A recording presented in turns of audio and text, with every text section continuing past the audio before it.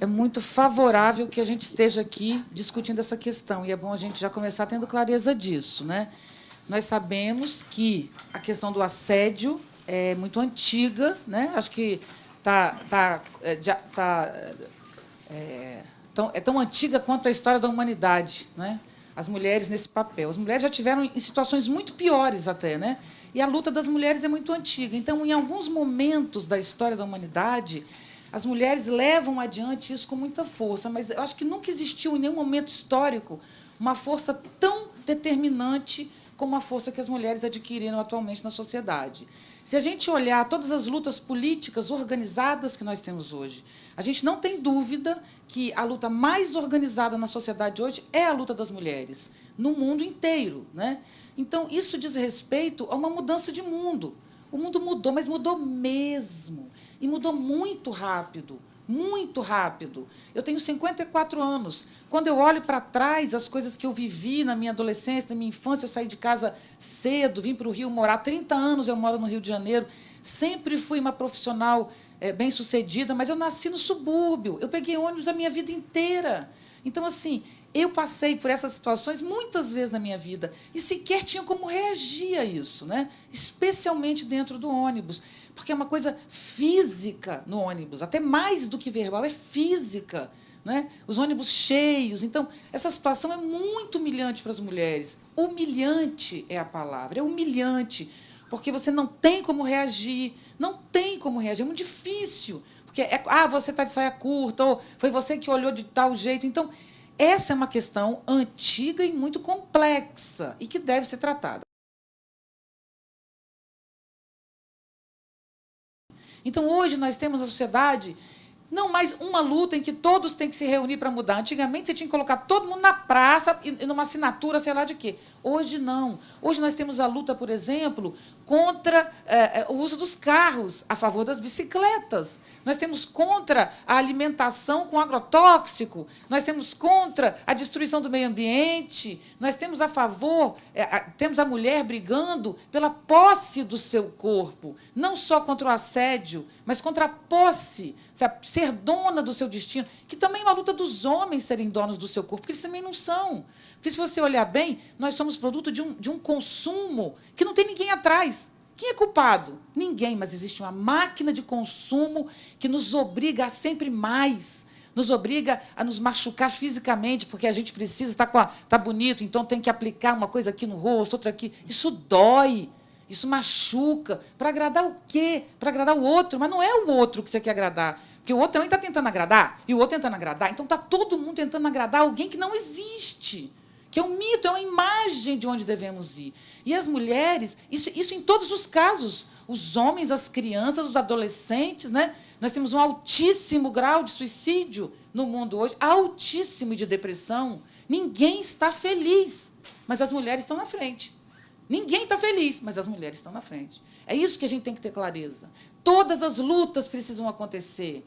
Todo mundo tem que brigar pelos seus direitos dentro dos seus espaços, sim, mas as mulheres hoje lideram essa luta. Então, nós temos que admirar a luta das mulheres, não apenas pela luta das mulheres, né? Porque você pode até colocar questões, isso aqui é um exagero, isso aqui não precisava ser assim. Você pode dizer o que você quiser, mas é a luta das mulheres que está mostrando para a gente que essas microlutas, que se tornam macrolutas, são essenciais e necessárias, né?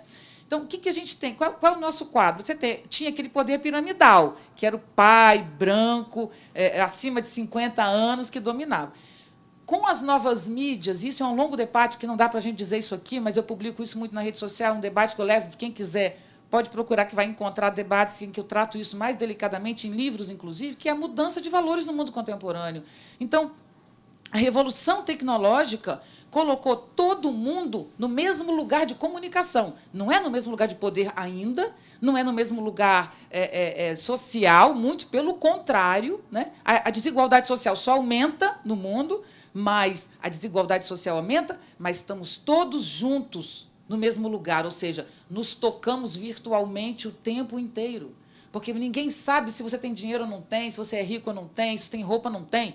depende da foto que você faz, né? Depende da imagem. Então, a internet democratizou os acessos e os encontros num mundo extremamente desigual.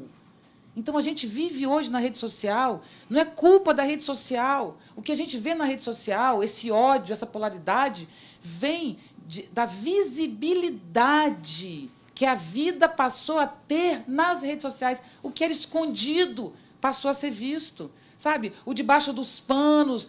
A gente sabe disso, não precisa nem explicar, né? Com tudo que a gente vive no Brasil. Né? Agora, tudo isso gerou o quê? Gerou uma guerra da informação. Você não sabe quem está você não sabe se o que está sendo postado é real ou irreal, mas você muitas vezes não sabe se um fato não foi criado apenas para gerar uma notícia, por exemplo.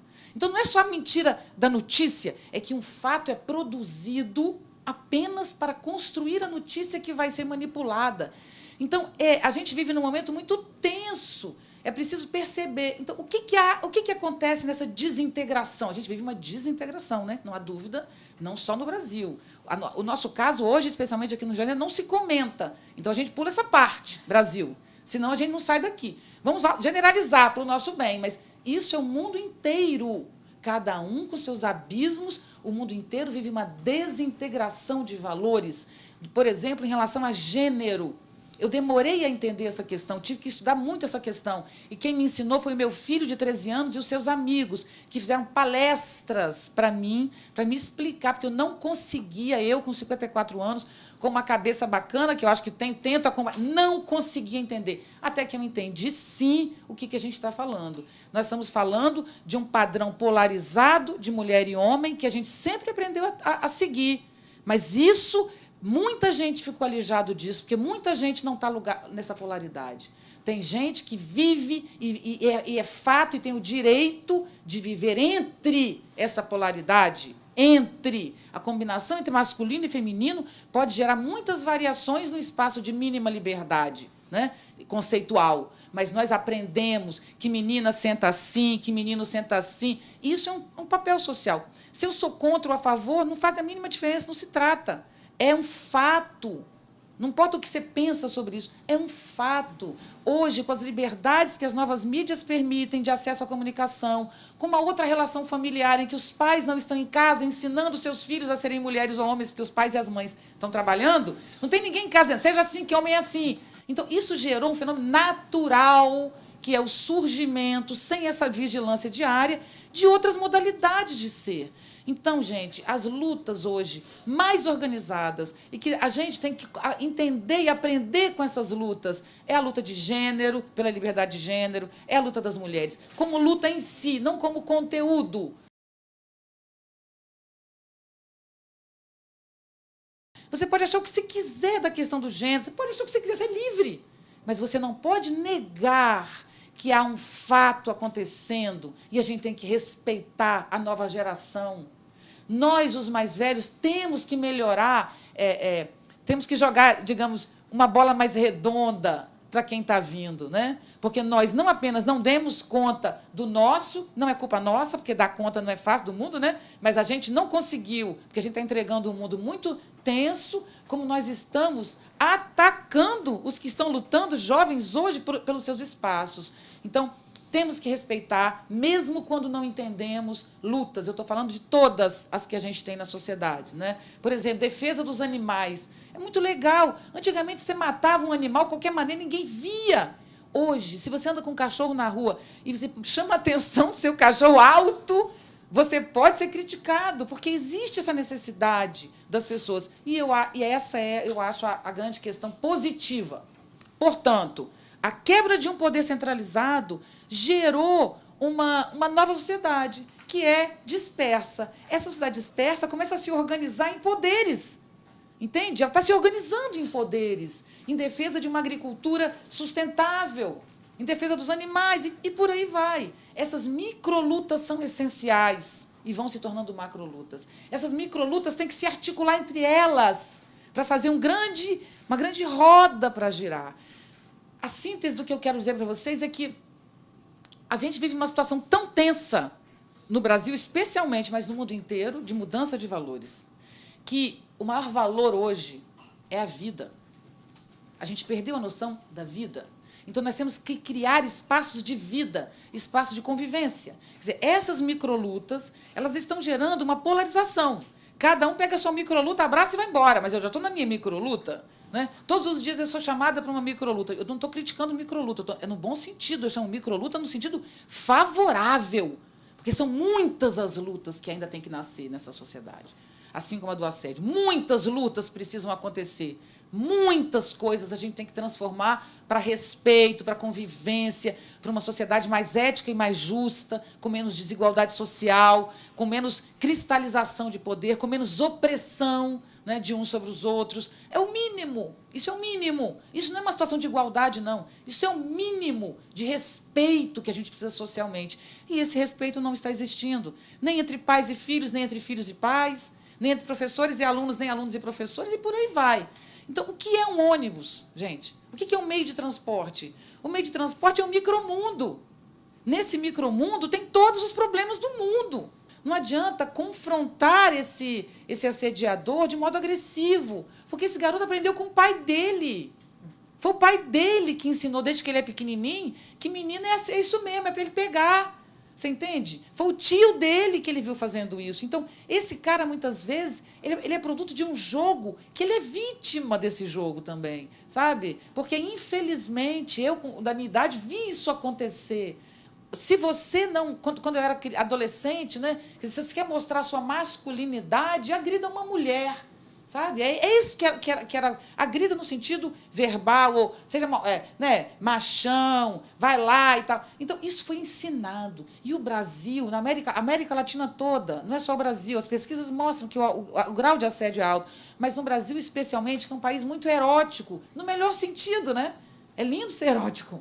Nada contra que os nossos corpos sejam, sabe, pulsantes, porque isso é no Brasil, isso é nosso, é uma cultura vibrante, né? Que tem a ver com os índios, tem a ver com os negros, tem a ver com os brancos que se misturaram. Não tem que ter vergonha da nossa eroticidade, tem que ter orgulho da nossa eroticidade, mas tem que ter respeito, tem que ter limite, né? Tem que ter consentimento para essa eroticidade, que deve existir com consentimento. Então, para chegar nesse grau de consciência, a gente precisa entender que precisamos de uma mudança de cultura. Sim, é preciso denunciar. Sim, é preciso apontar e dizer quem é. Sim, é preciso explicitar isso em todos os lugares. Sim, precisamos de centros que atendam essas mulheres, que encaminhem a luta dessas mulheres. O que é a situação do transporte? Classicamente isso existiu, mas tem uma coisa muito clara no transporte que é muito difícil para as mulheres, que é você está em pé, né? E simplesmente o ônibus está cheio. Isso é muito difícil identificar, como se fosse uma coisa natural. Então, se você reclama, não fiz nada. Mas como não fez nada, o senhor está excitado atrás de mim. É isso que acontece. Mas ele não te tocou. Eu não fiz nada. É isso que acontece dentro do ônibus. Então, nós temos que encontrar maneiras de defender isso, porque isso não é visível num ônibus cheio. Se essa moça vai reclamar, alguém vai dizer, não, eu não vi nada. Você está louca, é o ônibus cheio. Não é o ônibus cheio. Ele está se esfregando nessa menina de uma maneira horrorosa, humilhante, né? Enfim, isso é um fato. Como resolver isso é o nosso objetivo aqui. Primeiro, conceitualmente, entender que isso é um problema de todos, do mundo todo, especialmente da América Latina, porque isso na Europa, culturalmente, eles já eram diferentes, né? Gente, a Europa não pode ser... Eu vou fazer uma parte aqui que vão me criticar muito, mas, infelizmente, eu penso isso, ou felizmente, eu vou afirmar. A Europa não tem esse problema, mas a Europa não tem sexualidade. Então, a gente tem que ter clareza contra isso. Eu não uso a Europa nunca como exemplo, né? Faça pesquisa sobre a vida sexual na Europa, que você vai ver. Não tem. Verdadeiramente. Tá? As pessoas têm graves problemas. Então, lá não tem assédio, não tem mais nada. E não é exatamente esse o objetivo. Então, o nosso modelo é nenhum. Nós temos que criar o nosso modelo. Nós queremos manter a eroticidade da vida, porque isso é alegria. É alegria. A sexualidade é um direito que nós temos de viver com prazer. Ter prazer sexual é um direito nosso, humano, mulheres, homens. Temos direito. Homossexuais, transexuais, todos têm direito a uma vida sexual. Então, nosso objetivo é manter a alegria, mas sem assédio. sem agressão, sem desrespeito, estabelecendo limites. Esse meio é difícil, mas eu tenho certeza que nós, como cultura, vamos conseguir isso. Manter a alegria e o desejo, e, ao mesmo tempo, respeita as minas. Não é isso que tem em São Paulo, que eu adoro essa frase. Respeita as minas, é o mínimo.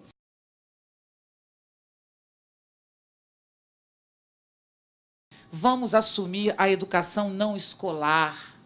A sociedade tem que assumir o seu papel de educador.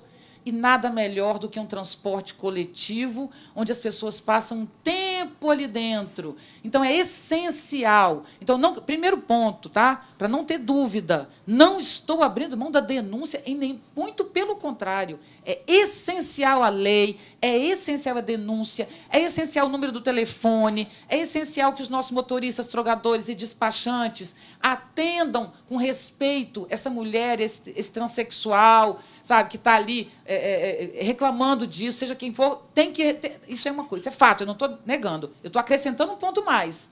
Eu estou dizendo que, além da denúncia, além disso, nós temos que construir no espaço coletivo, de transporte coletivo, um espaço educativo.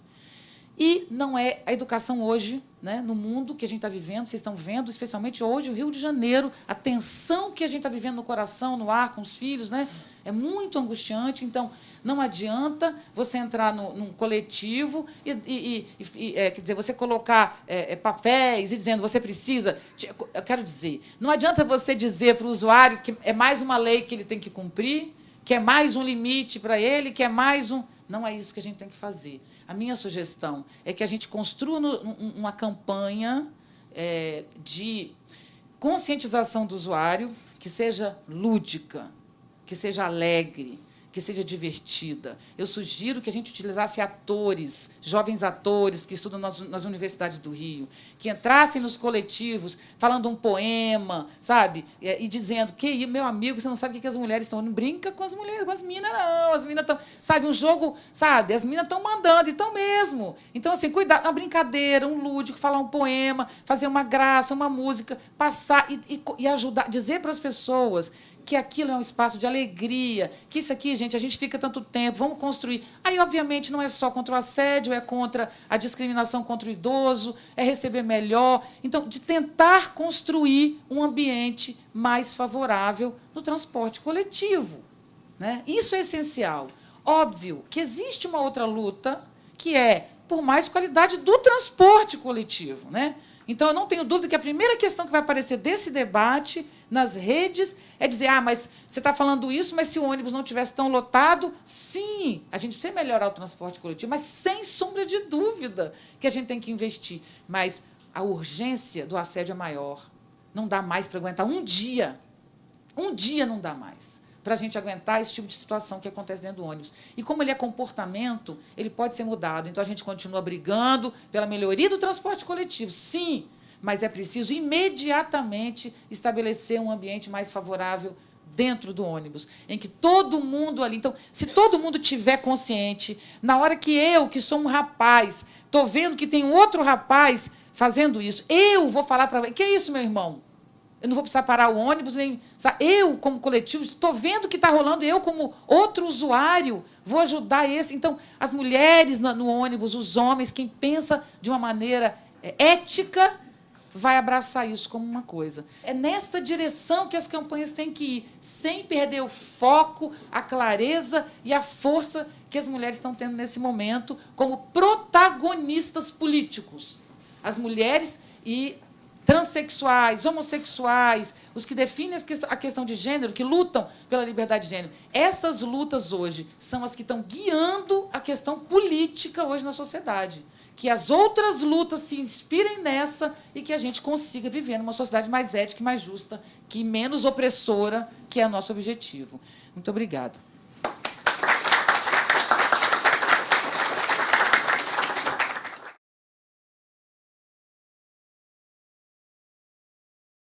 Um esforço que a gente vem fazendo muito no BRT quanto a essa construção desse espaço. Você falou que nós somos micromundos, né? Essas lutas, as microlutas e os micromundos. Bem, eu trabalho num micromundo de 400 mil habitantes. E todo dia, o coração desse meu micromundo, que é o Terminal Alvorada, recebe 50 mil pessoas. Então, o nosso esforço tem sido no sentido de construir, nesse coração do BRT, um espaço que não é mais do que um espaço de convivência, é mais do que um espaço de socialização, é mais do que um terminal de transporte, um hub de transporte, é um espaço de conciliação. E para a gente conciliar todas as diferenças, as pluralidades de gênero, de ideologia, a gente precisa educar e conscientizar. Então, nós constituímos a área de relações institucionais, ou seja, como a instituição se relaciona com seus diferentes públicos. E aí, nesse sentido, nós entendemos que a gente precisava se relacionar de uma maneira mais positiva com o nosso cliente, mais proativa com o nosso cliente. E fomos procurar parcerias para a gente desenvolver as nossas campanhas, para a gente desenvolver um programa. Antes mesmo da gente ter já estruturado a área de relações institucionais, eu participei do treinamento Sharp do Banco Mundial, que a Andréia ali também participou, e ele foi fundamental para orientar a nossa visão, para a gente saber o caminho certo. Porque de imediato você pensa que a única maneira que existe é a denúncia. Você acha que a única maneira que você tem de ajudar uma pessoa que está em situação de assédio é o confronto. E o treinamento desconstruiu isso totalmente. Então, a minha visão, quando eu estruturei essa área, e aí eu tive um olhar para a mulher, que eu vou explicar para vocês até por quê. Porque, como eu falei para vocês, eu sou mulher de humanas que acredita em estado de bem-estar social, né? Então, fica difícil de eu convencer os homens de exatas, de neoliberais, de que eles têm que fazer alguma coisa que é além do core business do negócio, né? Então, nós fomos procurar essas parcerias para estruturar esses projetos, né, as nossas ações, e eu voltei para dentro com essas propostas. Porque uma outra coisa muito importante que você falou, Viviane, é a necessidade da gente destruir, demolir essas construções sociais, como é a questão da violência como mulher, não é natural, gente, não é construção social, tá? Então, assim, a gente tem que destruir, demolir, desconstruir essas construções. Agora, e a proposta? O que eu vou colocar no lugar? Então, se eu queria abrir um espaço, se eu queria comprometer o meu empresariado, que não é exatamente, não vai ter essa visão que eu gostaria que tivesse, né? Por esses motivos que eu já falei para vocês, eu tenho que ter uma proposta, dizer o que eu vou querer realizar. E para isso eu busquei a parceria com a Secretaria de Direitos Humanos, com a Subsecretaria da Mulher. E voltei para o meu pessoal. Voltei dizendo, gente, olha, é isso, está acontecendo, é a grande discussão do momento no Brasil, no mundo, assédio acontece em tudo que é canto. Nesse nosso micromundo, a gente quer um micromundo mais justo para as mulheres, então precisamos falar não só do assédio, mas da violência que ela sofre dentro de casa. É um pacote completo. Beleza, pessoal? Beleza. Então, vamos, mas por que eu vou fazer isso? Aí eu saquei os números das cartolas, porque o pessoal de exatas adora um número. E fui lá atrás da pesquisa da CNI de 2015, que dá conta que as mulheres realizam 28% das suas viagens de ônibus, enquanto os homens realizam só 19% das suas viagens de ônibus. Então, isso quer dizer que nosso público é feminino. Eu posso ser 50%, 50%, e quando você faz a pesquisa, e muitos de vocês, Jamile, provavelmente vocês devem fazer pesquisa na Flores, você pergunta, você vai medindo e vai dizendo, tem tantas mulheres, tanto por cento de mulher, tanto por cento de homem. Mas o que acontece é que o nosso padrão de deslocamento é diferente, porque a sociedade é injusta com a mulher. Então, quando eu saio de casa, eu deixo meu filho na escola. Eu realizo 2 viagens enquanto o homem faz casa, trabalho, trabalho, casa. Eu faço casa, escola, trabalho, trabalho, supermercado, casa. E por aí vai. Então, assim, Não, eu estou falando alguma coisa estranha para as mulheres aqui, me desculpe se eu estiver errada, essa é a minha realidade, mas acredito que é de todo mundo. E, aliás, a outra pergunta que eu ia fazer é assim, se existe uma mulher nesse planeta que não tenha sofrido algum tipo de assédio. Porque a gente aqui está falando do assédio no transporte público, é um assédio físico, mas assim, expandindo, porque a gente sabe que 86% das mulheres que usam o transporte público já sofreram algum tipo de assédio. 86%. Então a gente sabe que... E aí a gente depois pode pensar no número que vocês colocaram até na chamada, que aumentou em 4 anos 850% as denúncias, e que a gente ainda sabe que a maior parte dos casos não são denunciados. Então esse número teve um crescimento absurdo e ainda não é representativo. Mas enfim, aí eu voltei lá com esse meu discurso dos números e eu convenci o pessoal de que eu merecia lá uma fatiazinha do meu orçamento para investir nesse trabalho com as mulheres. Essa daqui foi a exposição que a gente fez no Terminal Alvorada, no dia 22 de novembro. Foram os 16 dias de ativismo contra a violência de gênero. E essa exposição se chamava Nunca Me Calarei. São painéis de quase 2 metros de altura no Alvorada. As pessoas, os 3 corredores do BRT, eles têm serviços que chegam ao Alvorada. Importante a gente dizer também que a gente está tratando aí nessa campanha de violência de gênero. Ou seja, também tive essa dificuldade, Viviane, também foi minha filha que me explicou essa coisa toda dos gêneros, e que eu tive que me posicionar aí dentro também, porque eu me descobri que eu não sou simplesmente mulher, mas, enfim, isso já é papo para uma outra discussão. Mas, então, a gente entende que a questão do assédio, ela é uma manifestação da violência, que o assédio no transporte público é um caso de assédio. Então, a gente quer tratar o problema da visão macro até a gente descer, chegar dentro do nosso veículo. Então, nós fomos tratar a questão da violência de gênero com a exposição Nunca Me Calarei. Ao mesmo tempo, a gente fez também uma grande ação para a comemoração do aniversário da Lei Maria da Penha. Então, nós fizemos vários posts, cartelas nas TVs embarcadas, explicando sobre os diferentes tipos de violência, porque, na realidade, a mulher não sabe que ela sofre diferentes tipos de violência. Ela sofre a violência sexual, ela sofre a violência física, ela sofre a violência psicológica, ela sofre violência patrimonial, que talvez seja a que menos pareça, porque a mulher acha que, muitas vezes, quando ela trabalha em casa, ela acha que ela não tem direito ao patrimônio do marido. E ele usa esse poder para submeter, para subjugar a mulher. Toda forma de dominação, ela é uma violência.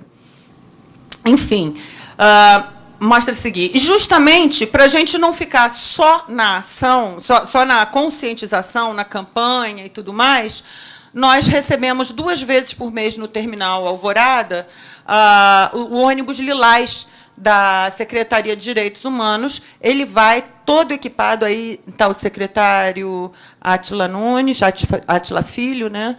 E ele vai 2 vezes por mês com uma equipe de assistente social, psicóloga, fica estacionado no Terminal Alvorada. Ano passado a gente não conseguiu fazer uma sinalização específica, mas esse ano nós já vamos ter a sinalização, ele vai voltar a ocupar o espaço. Nós fizemos um período de férias, digamos assim, e vai voltar agora em março para o mês da mulher. E vamos sinalizar, e ele estava tendo um excelente atendimento, cerca de 50 atendimentos por dia. A gente acredita que isso possa ser potencializado. Então, na medida em que as pessoas souberem, as mulheres souberem, que elas têm um espaço, que é um espaço preservado, em que elas não vão se expor, elas vão encontrar pessoal que vai ajudar a tirar os documentos, assistente social, psicóloga, vai sair dali com as medidas encaminhadas, tem uma assistência jurídica também, enfim, e tudo isso num ambiente fechado, num lugar onde ela vai normalmente. Então, muitas vezes, a gente sabe, quando ela sofre a violência doméstica, que o marido fica lá em cima, domina. Nesse lugar, ela chega, normalmente, ao ambiente que ela vai, ela não sai do trajeto dela, ela não precisa ir à delegacia, ela desembarca do serviço que normalmente faz, e, antes de ir a algum destino ou voltar para casa, ela pode parar e ter o atendimento. Então, a gente quis ser efetivo também, não só trabalhar a conscientização. nós temos 400 ônibus, são, em média, 3 televisões por ônibus, então a gente tem aí 1.200 monitores repetindo em várias inserções, a gente chega a ter 6 inserções por hora, com diversas mensagens elaboradas pela equipe da Secretaria de Direitos Humanos, porque, volto a dizer, nosso negócio são pessoas em movimento. E a gente entende pouco disso. Entendemos como a sociedade civil participa das polêmicas, conversa muita coisa nas redes sociais, mas para elaborar propostas, campanhas, a gente precisou buscar essas parcerias. Então, eu queria dizer que essa talvez seja a grande saída para a gente, que é concessionário, que é setor privado, buscar essas parcerias. Elas estão aí. A gente sabe que o setor público está encontrando muita dificuldade para realizar suas políticas também. Então, eu gosto de dizer que transporte é um vetor, né? A gente pode ser um vetor para realizar essas coisas também, um vetor de políticas públicas. E eu acho que a nossa proposta, aí, como BRT, é essa.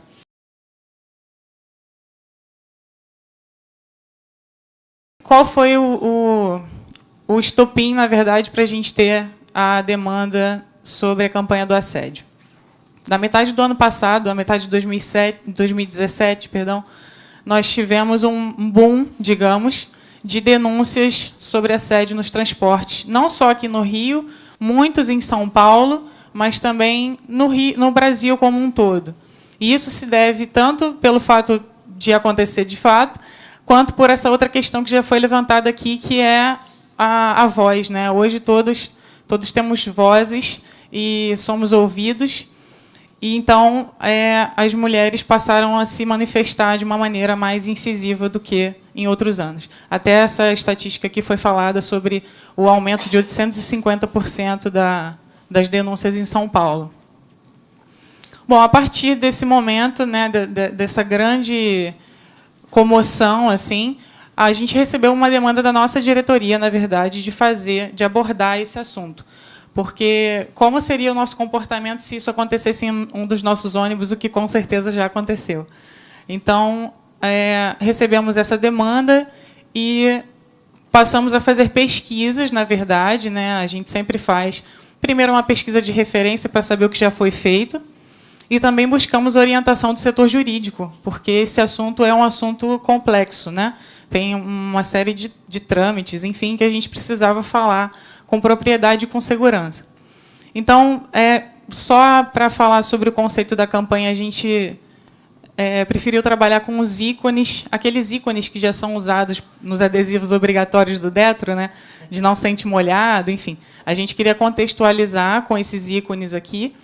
E existem várias formas de assédio, na verdade. Então, o cartaz, na verdade, esse não é o cartaz que foi colocado nos nossos ônibus. Esse é o banner. O cartaz ele tem mais situações como essa. Então, a gente tem ali o maior número de representações possíveis desses atos de abuso. E também o objetivo maior foi priorizar a cliente que é vítima do assédio. Então, a gente colocou essas informações sobre o 180, que é a Central de Atendimento à Mulher, também os números de telefone das delegacias de Polícia Civil que ficam localizadas nas áreas onde a gente atende. Falando de investimento, já que eu sei que isso também é uma coisa que preocupa, dada a nossa frota grande também, né, o número de clientes, a gente fez umas peças que são os folhetos que eu distribuí para vocês e também os porta-cartão. A ideia, os porta-Rio Card, na verdade, né? A ideia é que a cliente use e tenha sempre esse número ali ao alcance, né? Porque o folheto, às vezes, a gente não fica com ele, mas o porta-cartão provavelmente ficaria, né? E aí também fizemos 500 adesivos em tamanho A3 para a nossa frota, que já foram instalados. Lógico, a gente fez essa campanha em outubro do ano passado, né? E fizemos 15 banners também. A gente colocou esses banners nos pontos finais de locais assim que abrangiam mais linhas nossas, porque, às vezes, a gente tem linhas que fazem pontos finais no mesmo lugar. Então, esses 15 locais mais específicos, mais estratégicos, a gente já fixou esses banners também, com essas informações do slide anterior. Nós formamos também uma equipe, eu vou mostrar aqui para vocês, para fazer esse corpo a corpo, e uma faixa também. O valor é aproximadamente esse, mas pode variar de acordo com o tamanho, né?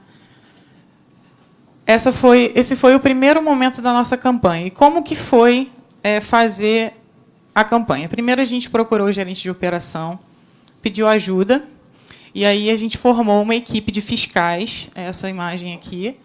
Eles são fiscais, eles trabalham na rua, no dia a dia, com os clientes. A gente fez uma equipe e fez um treinamento. Olha, a gente precisa falar sobre esse assunto, a gente mostrou o material. E eles são liderados pela Adriana, essa que está aqui. Ela é a líder deles, então ela abraçou muito a causa. A gente fez as camisas e fez a orientação. E como que se deu a campanha, de fato? Foi uma semana de duração essa campanha. A cada dia a gente ia para um local diferente.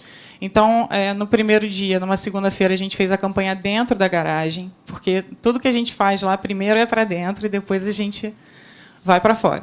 Então, na terça-feira, a gente fez no centro de São João de Meriti, que é onde se localiza a empresa. Depois a gente foi para Duque de Caxias, Nova Iguaçu, Pavuna, sempre nos locais de maior movimentação de pessoas.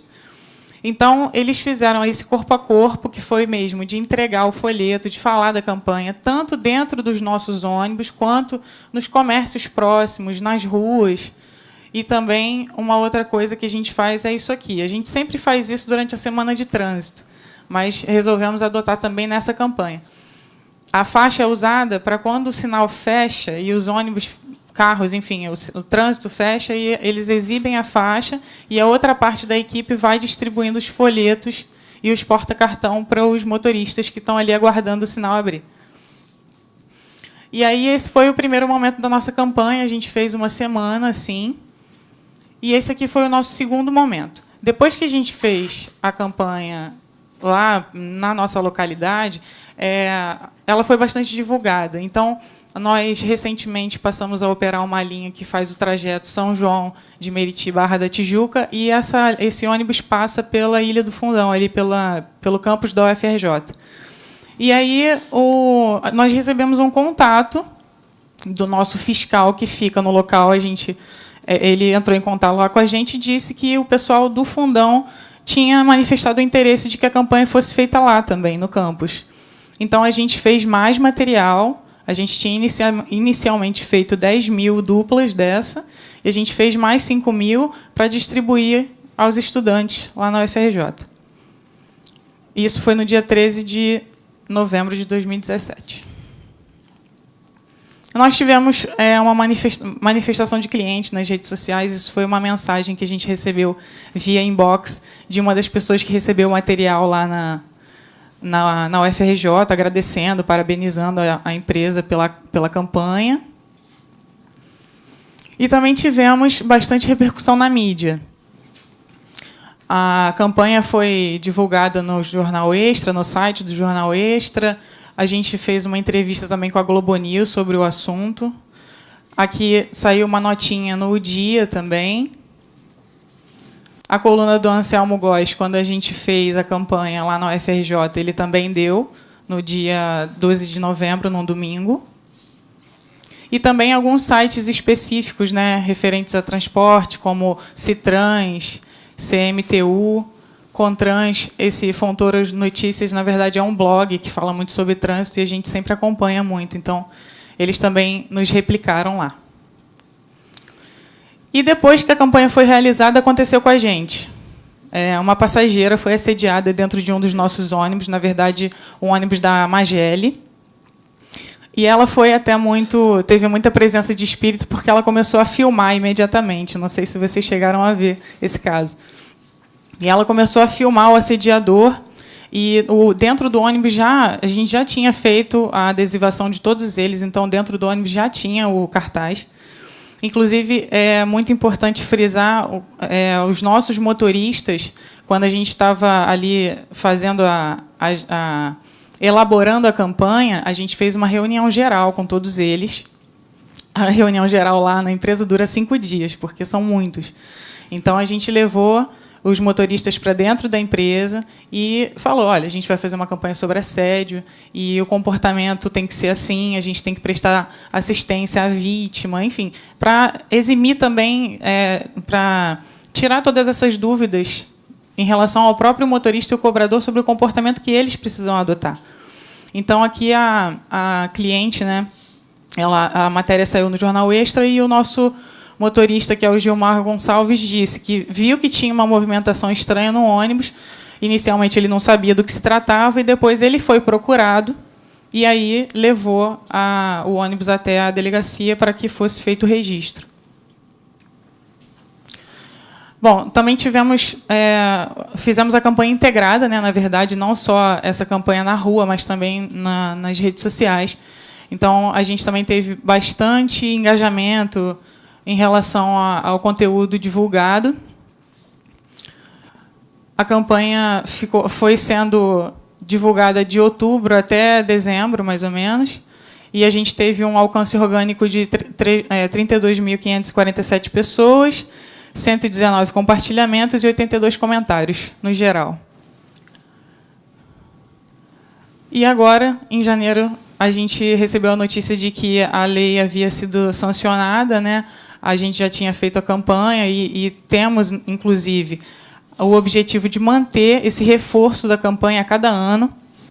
A campanha foi lançada exatamente no dia 10 de outubro, que é o Dia Nacional contra a Violência à Mulher. Então, a gente tem esse objetivo de... Na verdade, a campanha já entrou no nosso calendário de eventos para todos os anos ser reforçada, lógico que de formas diferentes, né? Mas vamos utilizar sempre essa data para fazer esse reforço.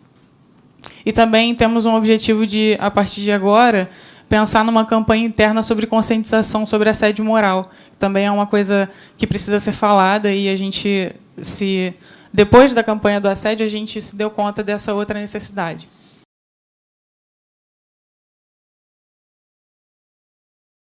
O homem, até hoje, a gente sabe que existe isso, né, exerce um poder sobre a mulher. E ela tem que se sentir segura, acolhida, para poder denunciar. Porque vem primeiro o medo. Se ele é meu chefe, isso a gente está falando em empresa. Se ele é meu chefe, ele vai me mandar embora. Ela vai dar ouvido para mim, que eu sou uma operadora de caixa, vai dar ouvido para mim, que sou uma SG, ele é o gerente. Então, a mulher tem que se sentir acolhida. E é nisso que a gente trabalhava. Nós fazemos muitas palestras para as mulheres, para toda a equipe, para elas se sentirem valorizadas. Apesar que, da nossa empresa, boa parte dos cargos de chefia eram ocupados por mulheres. E sempre deu muito certo. Quando eu vim agora para a vida pública, meu marido foi prefeito numa cidade, eu sou de uma cidade de interior, eu sou da região dos Lagos, meu marido foi prefeito lá, e nós trabalhamos muito essa parte das mulheres, quando se mostrou ali o ônibus, lilás, tudo isso, nós fazemos isso dentro da secretaria, porque a mulher ela também tem vergonha, às vezes, nós não chamávamos nem de secretaria, era casa. A mulher tem vergonha, às vezes, de se expor, de chegar lá, falar que ela sofreu um assédio, que, primeiro de tudo, ela vai procurar a culpa dela, onde que ela errou, o que ela fez de errado. Se o marido bateu nela, ela deve ter feito alguma coisa errada para ele, né? Salgou o arroz, não limpou bem a casa. É normal a mulher se achar culpada.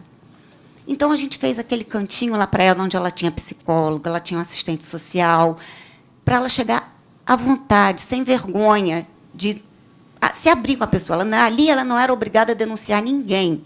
Ela não era obrigada a largar o marido dela. Ela tinha ali um apoio. Como você falou, dos diversos modos de violência, né, a gente sabe que psicológica é a pior que tem.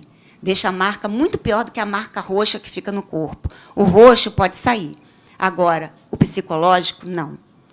Então, lá ela chegava, além desse atendimento que ela tinha, eu acredito que ela não vai largar aquele abusador, aquele homem que cometeu a violência, porque ela precisa dele financeiramente.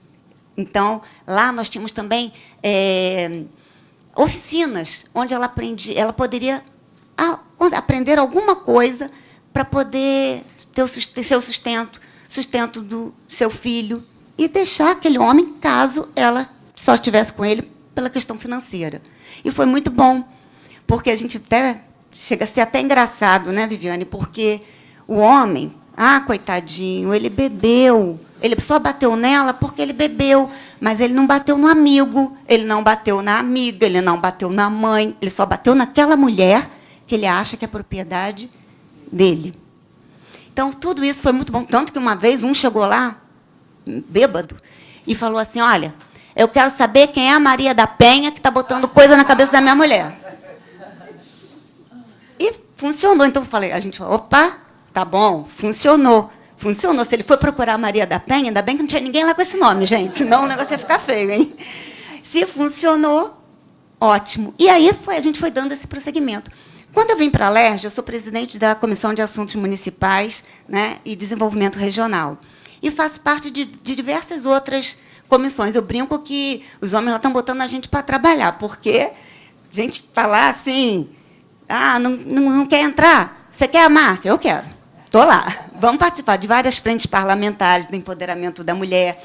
Faço parte da Comissão de Direitos da Mulher. A gente teve uma comissão especial da violência contra a mulher, onde a gente viu assim, nós ouvimos casos assim chocantes. A gente saía de lá, parecia, tinha 100 quilos nas costas. Você pensa assim, poxa, gente.